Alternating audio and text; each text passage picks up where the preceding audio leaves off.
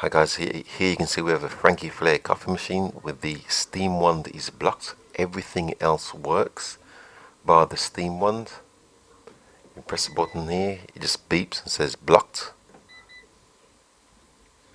Just get close up there and you press the button, it just beeps and says blocked. No steam comes out. Don't know if it's been switched off or disabled. Would like to know. If you press hot water, you can see here the hot water works, hot water comes out. But when you press the steam wand, nothing.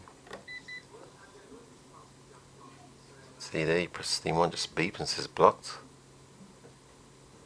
When you do a descale, it briefly lets steam out. I'll show you here.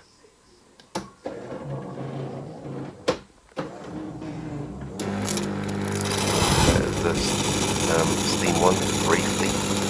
It's definitely not blocked. But like I said before, when you press the button, it just beeps and says blocked. I've even dismantled the unit and had a look inside the relays.